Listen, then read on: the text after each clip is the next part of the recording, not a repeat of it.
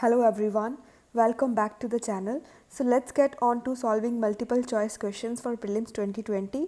As I got little late again, so we'll be covering these questions quickly, as in not reading the question in its entirety but jumping into the solution directly. So let's begin. Question number 1. Shagun portal, sometimes seen in news, is related to what? तो बस याद रखना है Shagun portal is related to school education system. So let's get on to its detail because it's really important. So basically here lies our answer. Shagun portal stands for nothing, it's simply a web portal. To do what? To look at the progress of the Sarv Shiksha Abhiyan, and maybe somehow Sarv Shiksha Abhiyan is getting converted to Shagun, but that doesn't matter. Shagun is just to look at the progress of the education sector, particularly the program that's a flagship scheme, and we just call it Sarv Shiksha Abhiyan. That's it. बस इतना ही याद रखना है. Shagun is related to not a Shagun something, but just a web portal to track the progress of the Sarv Shiksha Abhiyan, that is basically related to education. That's it. So let's get on to question number 2, which is very interesting and simple as well. So herein question reads, Article 46 of the Constitution of India provides for promotion of educational and economic interest of which of these? तो दो interest का बात किया है, educational and economic, as per article 46, but किनका? So number 1, religious minorities. Number 2, weaker sections including SCs and STs. Third is children of industrial workers. And the last is specially abled persons. So now, as per Article 46, we just have to see what is there in the Article 46. We are not supposed to make assumptions on our own, right? So let's look at the text of Article 46, which is right here. So here in Article 46 reads, the state shall promote with special care the educational and economic interest of the weaker sections of the people, and in particular of the scheduled caste and the scheduled tribes, and shall protect them from social injustice and all forms of exploitation. तो इतना लंबा चौड़ा जो भी लिखा है इसको हमको दो चीज़ों पे ध्यान देना है. Number 1, it's article 46, that is a directive और DPSP. And second of all, it talks about two type of interest, educational and economic. That's it. And it talks about weaker sections of the people, in particular of the scheduled caste and the scheduled tribes. That's it. And we are not supposed to make assumptions here, as in it might include this and that. Nothing this sort of thinking we have to incorporate, right? So I'm sure this question is already also done. So answer here becomes only 2, because it's just the weaker sections including SCs and STs. So answer becomes only 2, that is A. So let's get on to next question, which again is simple and interesting. So it states, consider the following statements about corporate social responsibility in India. Alright, number 1, India is the only country in the world where CSR activities by corporates have been made mandatory. So this is indeed correct, because the philanthropy activity in India were not very to the extent that was needed. So government actually had to come up with a law wherein it was made mandatory or compulsorily on the part of the companies to spend a part of their profit into undertaking corporate social responsibilities. अब वो कितना percentage है, वो क्या है, this is not the domain of this particular question, but yes, we do need to memorize that as per Companies Act, that is Companies Act 2013, it's 2013 and not the पहले वाला 1956. No.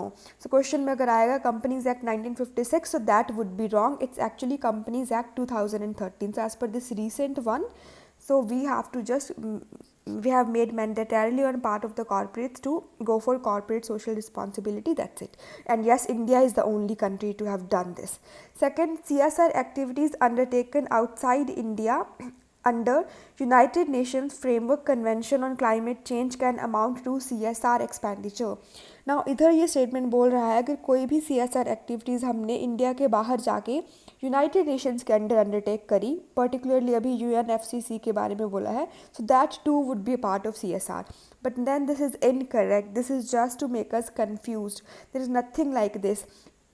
Activity has to be undertaken within the territory of India, then and then only it would be categorized as CSR responsibility. That's it. So this does seem as if it's correct, but then it's not, and we just have to memorize this. And third is the provisions of the CSR are not applicable to a foreign company even if it has a project in India. Now this is a pure common sense. A foreign company is undertaking a project in India, carrying all the activities and incurring profits, then why would it not be under the domain of corporate social responsibility, right? So yes, if a company is carrying a project in India, then definitely it too has to spend a percentage of its profit into these CSR, but there is definitely certain criteria and we are not supposed to go into the details of those criteria. This would suffice that yes, even if it's a foreign company but undertaking a project in India, then also the company has to go for the CSR responsibility. That's it.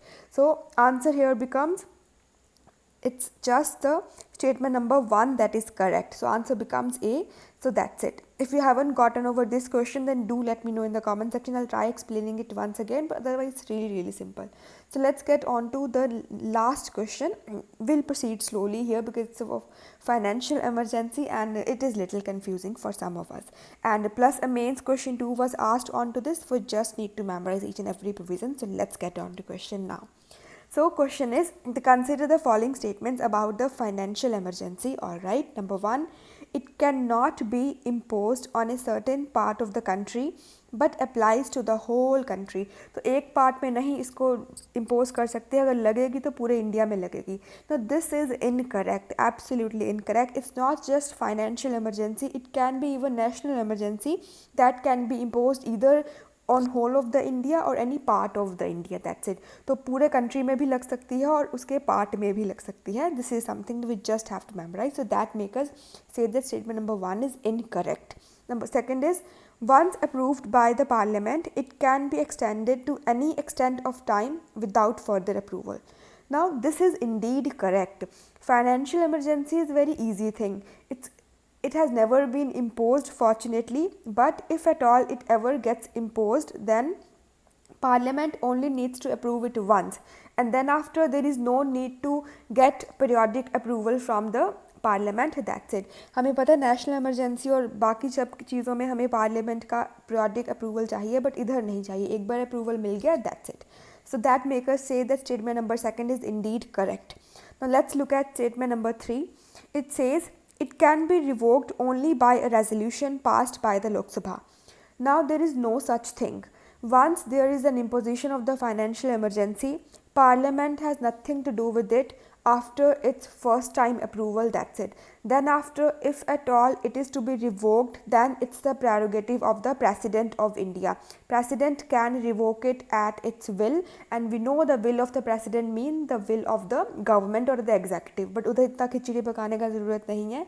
So statement number 3 is definitely incorrect because we no longer need any sort of resolution to be passed by the Lok Sabha in order to revoke the financial emergency. That's it. So I'm sure all these points are clear now, and if you haven't gotten over it, then do let me know. We'll try to cover them once again, but otherwise they are really simple. They are pure factual. We just have to memorize them. So that's it. That makes us say that statement number 2 and statement number 1 and 3 are incorrect. Only 2 is correct, and since we are to find the correct statement here, so 2 become our answer or A become our answer. So that's it. We are done, and from tomorrow onwards we'll be proceeding really slow, and yeah, that's it. We are done. If you haven't gotten over any question, once again I'm saying let me know in the comment section, and we'll discuss that question for sure again. So either way we are done. Thank you so much for watching, and goodbye.